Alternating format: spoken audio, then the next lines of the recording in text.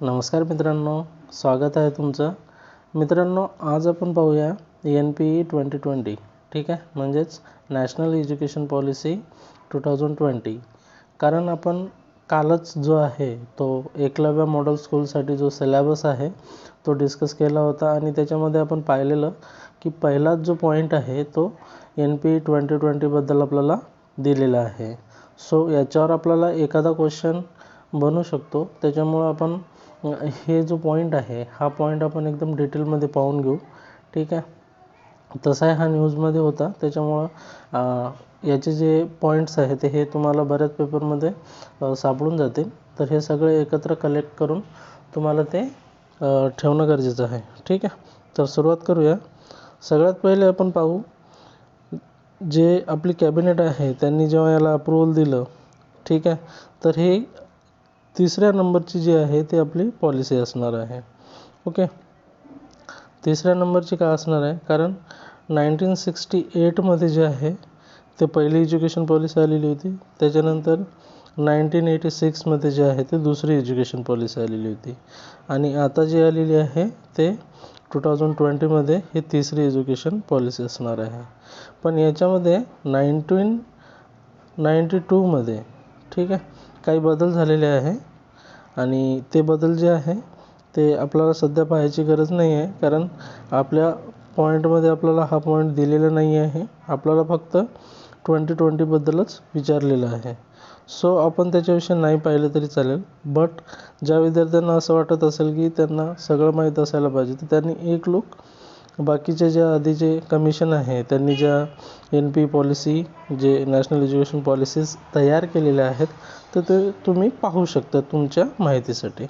Okay, तर सगळ्यात पहिले पहा की एम काय आहे आपलं या एज्युकेशन पॉलिसीचं. तर एम हे आहे की आता इंडियाला जो आहे तो सुपर पॉवर बनवायचा आहे नॉलेजमध्ये. ठीक आहे, म्हणजे नॉलेजमध्ये इंडिया जो आहे तो ग्लोबल सुपर पॉवर बनला पाहिजे असं त्यांनी ठरवलेलं आहे. ठीक आहे, त्याच्यानंतर यांनी जे आहे आपली HRD मिनिस्ट्रीचं नाव जे आहे ते चेंज केलं आणि आता याचं नाव काय ठेवलेलं आहे, तर याचं नाव आता झालेलं आहे मिनिस्ट्री ऑफ एज्युकेशन. ओके, आणि जसं की आपण म्हटलं की ही 3rd पॉलिसी असणार आहे आपली, 2 आधीच्या झालेल्या आहेत. तर हे आपण एक याचं बॅकग्राऊंड पाहिलेलं आहे. आता याच्यामध्ये जे पॉईंट्स दिलेले आहे ते आपण पाहूया. तर सगळ्यात पहिले याच्यामध्ये काय पॉईंट दिलेले आहे, तर आपलं जे एज्युकेशन आहे हे आपल्याला कसं करायचं आहे, तर याचं आपल्याला युनिव्हर्सलायझेशन करायचं आहे. ठीक आहे, from primary to secondary level, म्हणजे प्री स्कूलपासून जे सेकंडरी लेवलपर्यंत याचं युनिव्हर्सलायझेशन करायचं आहे. आणि जो ग्रॉस एनरोलमेंट रेशो आहे, ठीक आहे, ज्याला मराठीमध्ये पट नोंदणी म्हणतात, म्हणजे आताही आपल्या भारतामध्ये असे बरेच मुलं आहे की त्यांची पट नोंदणी ही होत नाही. म्हणजे बऱ्याच विद्यार्थ्यांना शाळेमध्ये आताही ते ॲडमिशन घेत नाहीत किंवा गरिबीमुळे किंवा दुसरे इतर कोणतेही कारणं असू शकतात.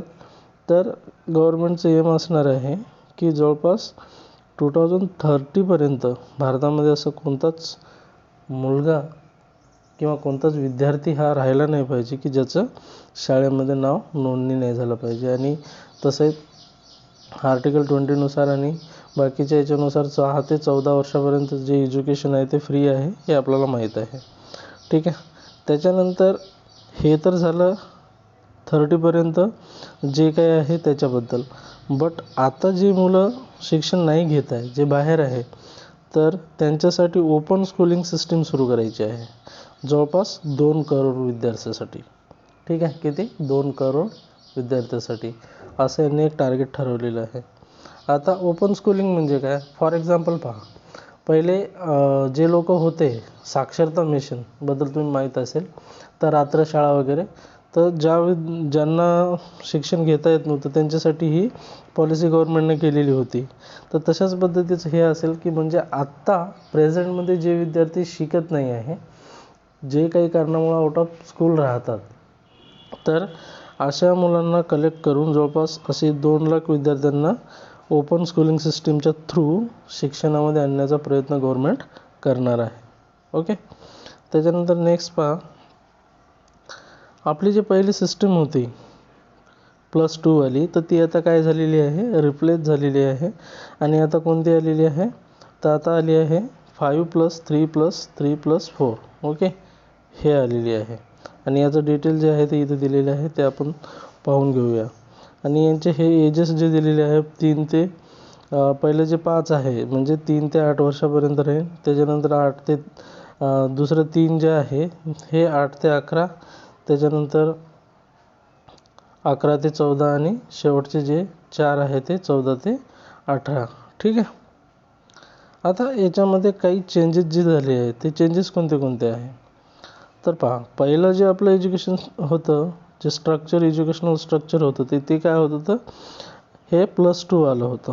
तर आता हे काय झालेलं आहे, चेंज झालेलं आहे. याला आपण 4 भागामध्ये डिवाईड त्यांनी केलेलं आहे. ओके, हे प्री स्कूल म्हणजे पहिले डायरेक्ट 6 स्टँडर्डमध्ये ॲडमिशन होतं आणि बालवाडी होती. ठीक आहे, सॉरी 6व्या वर्षी फर्स्ट स्टँडर्डमध्ये ॲडमिशन होती आणि 3 वर्षापासून विद्यार्थी बालवाडीत जात होते. पण आता हे जे बालवाडीचं सिस्टम आहे, तर त्याला थोडंसं बालवाडीच्या सिस्टमला म्हणजे 3 वर्षानंतरच जेव्हा आपण मुलांना बालवाडीत पाठवतो तेव्हाच त्यांना बेसिक न्यूमरेसीची वगैरे नॉलेज आलं पाहिजे. आणि त्यांच्यासाठी यांनी काय सांगितलेलं आहे, तर त्यांच्यासाठी पहा, एक बेसिक त्यांना स्कूल ट्रेनिंग दिली जाईल. ठीक आहे.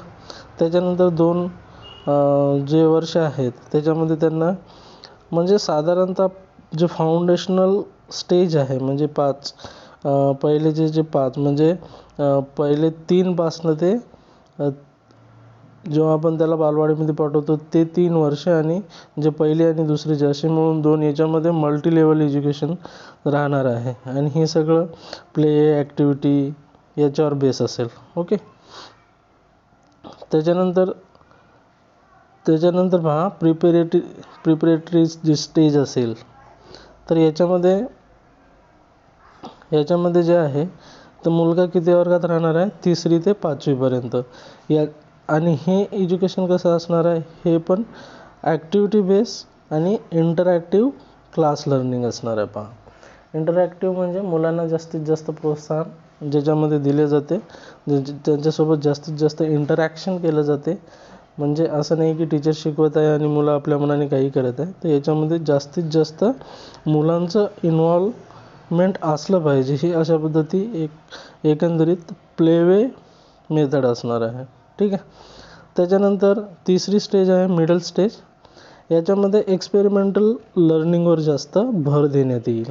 फॉर एक्झाम्पल सायन्स आहे, मॅथ्स आहे, आर्ट आहे, सोशल सायन्स आहे आणि ह्युमॅनिटीज. ठीक आहे. ह्युमॅनिटीज म्हणजे ज्याला आपण काय म्हणतो की नोबल गोष्टी, जसं की जे स्कूलच्या व्यतिरिक्त असतात, वागणं, मुलांनी राहायला कसं पाहिजे, बोलायला कसं पाहिजे, ह्या ज्या गोष्टी असतात म्हणजे मुलांचं ओव्हरऑल 360 डिग्री इव्हॅल्युएशन आपण याच्यामध्ये करतो. ठीक आहे. आणि त्या गोष्टीवर इथे भर देतो. आणि या स्टेजमध्ये जे मिडल स्टेज आहे तर याच्यामध्ये यांनी काय की जास्तीत जास्त मुलांनी स्वतः एक्सपेरिमेंट केला पाहिजे. मुलांनी स्वतः याच्यामध्ये काहीतरी करण्याची जे त्यांची इच्छा राहते ते त्या पद्धतीने हे तिथं बढावा त्यांच्या याला दिला जाईल. ओके. त्याच्यानंतर सेकंडरी स्टेज आहे, तर याच्यामध्ये थोडा हाय आणि क्रिटिकल लेवलची थिंकिंग मुलांमध्ये डेव्हलप करण्याची जी आहे ते शिक्षकांचा प्रयत्न असेल. ओके. ही मल्टीडिसिप्लिनरी असेल म्हणजे तुम्ही कोणतीही आपला डिसिप्लिन घेऊ शकता. सब्जेक्ट तुमच्या चॉईसचे वगैरे असतात अशा पद्धतीचं. ठीक आहे. म्हणजे असं नाही की सगळ्यांना सारखेच सब्जेक्ट असते, तर सब्जेक्ट पण इथे आता चेंज करू शकतात विद्यार्थी. म्हणजे जर कोणाला एखाद्याला मॅथ्स नसेल आवडत, ठीक आहे, 10वीपर्यंत गेला आणि तरी मॅथ्स नाही आवडत, तर आय थिंक याच्यामध्ये तुम्हाला तिथे तो सब्जेक्ट ड्रॉप करण्याची वगैरे हे असेल, सुविधा असेल. ठीक आहे. तर पहा, अशा पद्धतीने हे जो आपली प्री स्कूल आहे, अंगणवाडी स्कूलपासून जे 12वीपर्यंत जे शिक्षण आहे ते अशा पद्धतीने इथे दिलेलं आहे. फाउंडेशनल, प्रिपरेटरी, मिडल आणि सेकंडरी लेवल्स. ओके. तर हे तुम्ही पाहून घ्या आणि यांच्या वेगवेगळ्या लेवलचं तुम्हाला काही विचारणार तर नाही याच्यामध्ये पॉईंट, पण हे तुम्हाला माहीत असलं पाहिजे की नेमकं कशा पद्धतीचा एक स्ट्रक्चर असेल. ओके. त्याच्यानंतर नेक्स्ट पॉईंट पहा.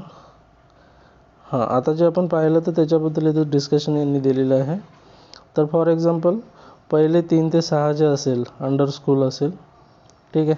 म्हणजे हा एक अंडर स्कूल जे 3 ते 6 इयर ज्याच्यामध्ये हे काय असतो, हा जो पिरियड असतो तो ज्याच्यामध्ये मुलांचं मॅक्झिमम डेव्हलपमेंट होते असं आपण म्हणतो. त्याच्यामुळं या स्टेजला जे आहे तर मेंटल डेव्हलपमेंट स्टेज म्हटलं जातं आणि याच्यावर या ज्या 3 वर्ष असणार आहे, ठीक आहे.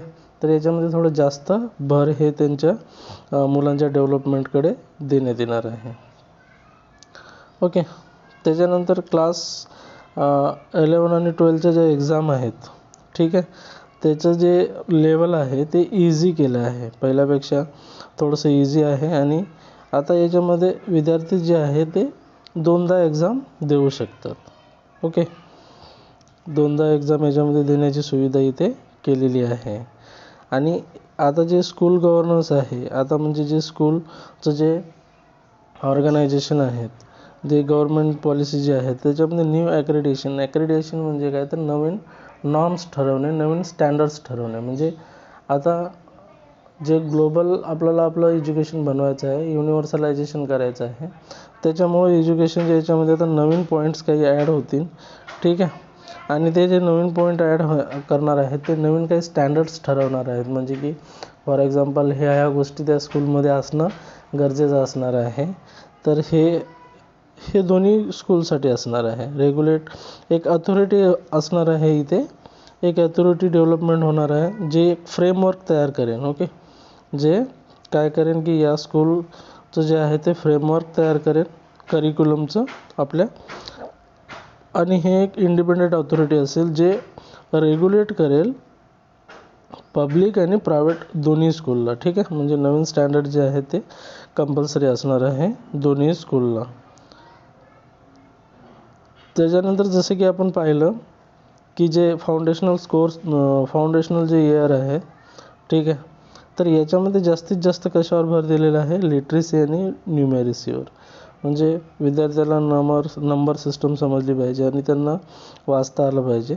पण याच्यामध्ये असं काही एकदम असं रिजिड नाही आहे, ठीक आहे.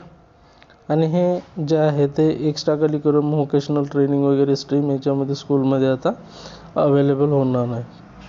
फॉर एक्झाम्पल पहा, आता आपण व्होकेशनल जर एज्युकेशन घ्यायचं असेल तर 12वीच्या नंतर ITI असतो किंवा, ठीक आहे. तर आता यांनी जो व्होकेशनल ट्रेनिंगचं जे व्होकेशनल एज्युकेशन जे आहे हे क्लास 6पासूनच सुरुवात करणार आहेत आणि वरतून त्यांना तेव्हाच इंटर्नशिप पण देणार आहे. आणि आय थिंक हा पॉईंट खूप चांगला आहे, कारण याच वयामध्ये मुलांना जे आहे ते आपल्या एज्युकेशनच्या सोबत एखादा जो कोणताही त्यांना आवडते तर त्याच्यामध्ये ते व्होकेशनल एज्युकेशन घेऊ शकतात, जेणेकरून फ्युचरमध्ये त्यांना नोकरीचा जेवढा खूप मोठा इश्यू नाही राहणार. ओके. आणि लवकरात लवकर शिकून पण होऊन जाईल त्यांचं.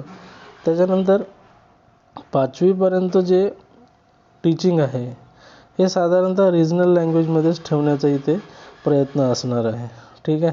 म्हणजे जर कोणता विद्यार्थी महाराष्ट्राचा असेल तर तो मराठीत शिकेल, ओके, किंवा तमिळचं असेल तर तमिळमध्येच. तर अशा पद्धतीचं हे ॲटलिस्ट 5व्या वर्गापर्यंत त्यांना त्यांच्या मदर टंगमध्येच हे सगळं शिक्षण उपलब्ध होण्याची इथे यांनी प्रयत्न केलेला आहे.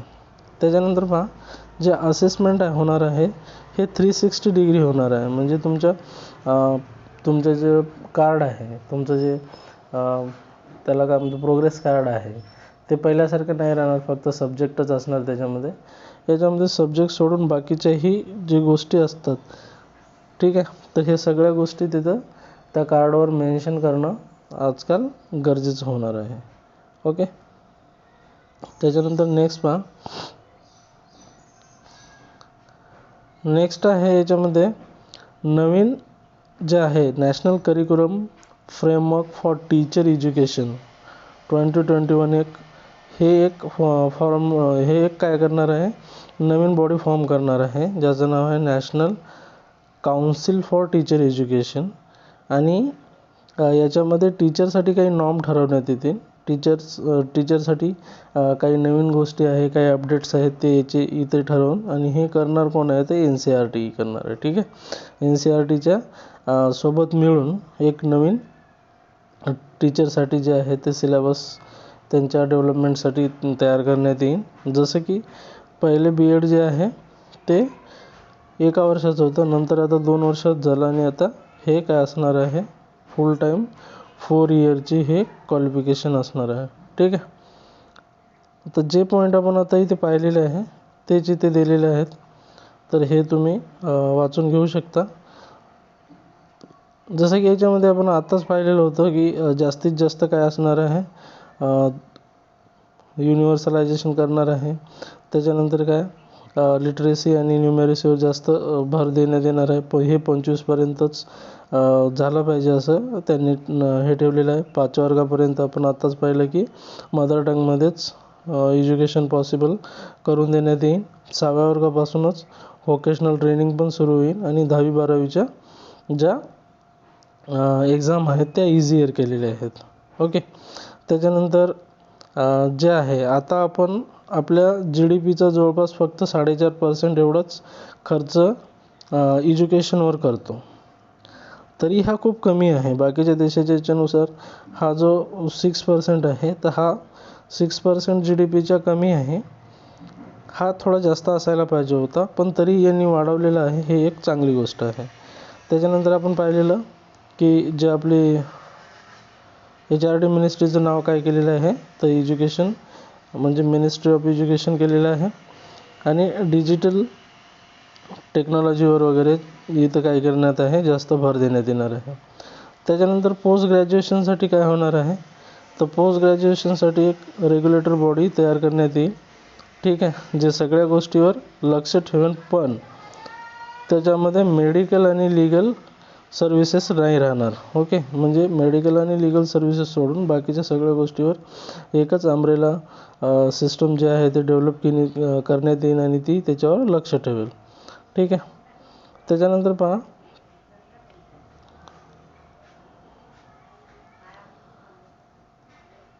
जे फ्लेक्झिबल, होलिस्टिक आणि डिसिप्लिनरी UG डिग्री जे आहे ते 3 ते 4 इयरचं, म्हणजे जे आपण डिग्रीचं एज्युकेशन घेतो ते पहिले 3 आणि 4 इयरचे असतं. जसं की आता जर MBBS करणार असेल तर त्यांचं 4 इयरचं असते, आणि BA करणार असतील तर ते 3 इयरचं असते. तर हे पण इथे असणार आहे. त्याच्यानंतर हे जे 1 ते 2 वर्षाचे जे पोस्ट ग्रॅज्युएशनचे प्रोग्राम असणार आहे, आता 1 वर्ष आणि 2 वर्ष कसं, जर ग्रॅज्युएशन तुमचं 3 वर्षाचं असेल तर त्यांचं पोस्ट ग्रॅज्युएशन 2 असेल, आणि ज्यांनी हे ग्रॅज्युएशन फुल 4 वर्ष केलं तर त्यांच्यासाठी फक्त पोस्ट ग्रॅज्युएशन जे आहे ते 1 वर्षाचं असणार आहे. आणि आता MPhil जे आहे ते डिस्कंटिन्यू केलेलं आहे, आणि सगळ्या कॉलेजेसला जवळपास एका स्ट्रीममध्ये येईल त्या 15 वर्षामध्ये आणण्याचा गव्हर्नमेंटचा प्रयत्न असेल. ओके. त्याच्यानंतर हे आपण पाहिलंच, पण आपण एक जनरल पाहिलं होतं. तर जे हायर एज्युकेशन आहे, ठीक आहे, सध्या आपल्या हायर एज्युकेशनचा जो रेट आहे ॲडमिशनचा तो फक्त 26% आहे. तर गव्हर्नमेंटचं 35पर्यंत त्याला 50% करण्याचं एम आहे. ओके. म्हणजे जवळपास 3.5 करोड सीट्स जे आहे हे हायर एज्युकेशनच्या गव्हर्नमेंट नवीन क्रिएट करण्याची कोशिश करेल. ओके. त्याच्यानंतर आपण हे पाहिलेलंच आहे की मल्टी डेव्हलपमेंट झालं पाहिजे विद्यार्थ्यांचं. याच्यासाठी हॉलिस्टिक आणि अंडर ग्रॅज्युएट एज्युकेशन जे आहे ते एकदम फ्लेक्झिबल बनवलेलं आहे 3 ते 4 वर्षाचं. म्हणजे इथे तुम्हाला मल्टिपल एक्झिट ऑप्शन दिलेलं आहे. म्हणजे जर तुम्ही एखादी डिग्रीमध्ये गेले आणि तिथं तुम्हाला होत नसेल तर तुम्ही ते लगेच चेंज करू शकता. ओके. आणि तुम्ही दुसरं काहीही शिकू शकता. तर हे पण मल्टिपल एक्झिट ऑप्शन तुम्हाला दिलेलं आहे. MPhil जे आहे ते डिस्कंटिन्यू झालेलं आहे. PhD आणि पोस्ट ग्रॅज्युएट पण आता सध्या आहेत, ते करू शकतो आपण. त्याच्यानंतर एक दुसरी गोष्ट जी आहे ते अकॅडमिक बँक ऑफ क्रेडिट. म्हणजे तुमचं जे क्रेडिट आहे तर हे क्रेडिट फॅसिलिटी जे आहे ते बँक ऑफ क्रेडिट तयार होणार, आणि ते तुमचे क्रेडिट जे आहे ते तुम्ही एका कॉलेजमधून दुसरीकडे जाल तेव्हा ते ट्रान्सफर होणार. ठीक आहे. त्याच्यानंतर पहा, multi education and research university तयार होईल. आणि ही जी आहे ही काय करेल, तर जसं की IIT आणि IIM जे आहेत आपल्या इथे, म्हणजे वर्ल्ड क्लास लेवलचे जे युनिव्हर्सिटीज आणि जे कॉलेजेस आहेत, तशा पद्धतीचं एज्युकेशनवर भर देण्यासाठी ही जी MERUS आहे ही काय करणार, काम करणार. ओके. आणि एक नवीन गोष्ट होणार आहे, आणि ती म्हणजे कोणती, एक नॅशनल एज्युकेशन रिसर्च फाउंडेशन एक बॉडी तयार होणार आहे. आणि हे नवीन विद्यार्थ्यांना नवीन स्किल, नवीन कल्चर, ठीक आहे, त्यांना त्यांच्यामध्ये डेव्हलप फॉस्टर करण्यासाठी मदत करेल. ठीक आहे. म्हणजे तुम्ही नवीन गोष्टी करण्यासाठी तुम्हाला प्रोत्साहन इथे तुम्हाला देण्याचं काम हे NRF म्हणजेच नॅशनल रिसर्च फाउंडेशन एक अपेक्स बॉडी असणार आहे आणि ही करेल. ओके. त्याच्यानंतर पहा, हायर एज्युकेशनसाठी आता इथे काही बॉडीज इथे तयार होणार आहेत. Higher education commission of India. आणि हे याच्यामध्ये सगळ्या काही गोष्टी असणार आहे. फक्त याच्यामध्ये मेडिकल आणि लीगल एज्युकेशन आहे हे नाही राहणार. बाकीचे सगळे जे आहे ते एका सिंगल अम्ब्रेला सिस्टमच्या खाली येणार आहे. ओके. आणि हेच काय करेल, नवीन नॉर्म्स, नवीन स्टँडर्ड्स जे आहे हे तयार करेल. आणि याच्यासाठी 4 इंडिपेंडंट जे बॉडीज बनवले आहे, तर त्या बॉडीज इथे दिलेल्या आहे. रेग्युलेशनसाठी national higher education regulatory council असेल. त्याच्यानंतर स्टँडर्ड सेटिंगसाठी कोणती असेल, जनरल एज्युकेशन काउन्सिल असेल. त्याच्यानंतर फंडिंगसाठी असेल higher education grant commission. Okay. त्याच्यानंतर ॲक्रेडिटेशन म्हणजे स्टँडर्ड नॉर्म वगैरे तयार करण्यासाठी असेल नॅशनल ॲक्रेडिटेशन काउन्सिल. ओके. तर ह्या गोष्टी इथे दिलेल्या आहेत. आणि सगळे जे कॉलेजेस आहेत, तर हे सगळ्या कॉलेजेसला जवळपास 15 वर्षामध्ये स्टेज वाईज काय करणार आहे, ते एकत्र आणण्याची, म्हणजे त्यांचं एकत्र आणण्याचं काम इथे गव्हर्मेंट करणार आहे. ओके. आता इथे काही पॉईंट दिलेले आहे आणखीन, ते पण पाहू आपण. तर यावेळेस जे असेल ते कशावर जास्तीत जास्त डिजिटल एज्युकेशनवर भर असेल. ठीक आहे. त्याच्यासाठी टीचरला पण अपडेट वगैरे करण्याचं आणि नवीन टेक्नॉलॉजीचा यूज करणं वगैरे ह्या गोष्टी इथे तयार होतील. ठीक आहे. एक नवीन ऑटोनॉमस बॉडी तयार होईल. आणि ही बॉडी जी आहे, तर हे जास्तीत जास्त आपल्या लर्निंग एज्युकेशन सिस्टममध्ये टेक्नॉलॉजीचा यूज कसा होईल याच्यावर ही जास्त लक्ष देईल. ओके. त्याच्यानंतर जे टीचर एज्युकेशन आहे, हे BEd जे आहे ते आता 4 इयर इंटिग्रेटेड कोर्स झालेला आहे, हे आपण पाहिलेलं आहे. फायनान्शियल सपोर्ट जे आतापर्यंत SC ST OBC किंवा सोशल बॅकवर्ड आहे त्यांना मिळत आलेलं आहे, तर त्याच पद्धतीने हा पुढेही मिळेल. प्रायव्हेट इन्स्टिट्यूशनला जे आहे ते त्यांना पण मुलांना स्कॉलरशिप देण्यासाठी एनकरेज करण्यात येईल. ओके. आता प्रोफेशनल एज्युकेशन जे आहेत, हे प्रोफेशनल एज्युकेशन लाही मल्टीडिसिप्लिनरी ज्या आहेत त्यांनाही गव्हर्मेंट मदत करण्याची कोशिश करेल आणि ते पण आपले काही स्टँडर्ड नॉर्म ठरवतील. ओके.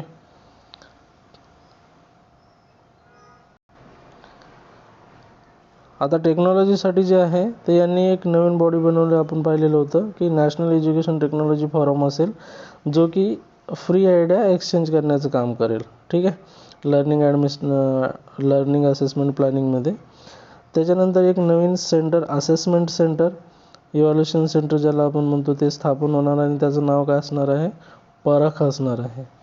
ओके. याच्यानुसार या एज्युकेशन पॉलिसीनुसार फॉरेन युनिव्हर्सिटीला सुद्धा इंडियामध्ये कॅम्पस ओपन करण्यासाठी परमिशन दिलेली आहे. त्याच्यानंतर जो जेंडर गॅप आहे तोही कमी करण्यावर सरकारचा भर असेल. Gender education fund, special education zone वगैरे तयार करण्यात येतील. याच्यासोबतच ज्या काही आपल्या भाषा आहेत, ठीक आहे, तर ह्या भाषा जसं की पाली भाषा, पर्शियन आणि प्राकृत जे आहे, तर याच्यासाठी नवीन इन्स्टिट्यूट स्थापन करण्यात येतील. ट्रान्सलेशन अँड इंटरप्रिटेशनचं हे सेटअप करण्यात येणार आहे आणि हे आपण पॉईंट पाहिलेलं आहे. म्हणजे जवळपास आता GDPच्या 4.6 एवढा खर्च होते, तर तो 6 वाढवून 6 करण्यात येईल. ओके. एज्युकेशनसाठी काही कॉन्स्टिट्युशनल प्रोव्हिजन्स दिलेले आहेत, तर ते पण आपण इथे पाहून घेऊ. तर ते कोणते कोणते आहेत, तर DPSPचा जो आर्टिकल 45 आणि 49 आहे, याच्यामध्ये ॲक्सेसेबल एज्युकेशन देण्यासाठी भर केलेला आहे. त्याच्यानंतर 42nd जे अमेंडमेंट आहे कॉन्स्टिट्यूशनचं, तर याच्यामध्ये जो एज्युकेशन हा म्हणजे तिथे 3 लिस्ट असतात. ओके. युनियन लिस्ट, त्याच्यानंतर स्टेट लिस्ट आणि कॉन्करंट लिस्ट.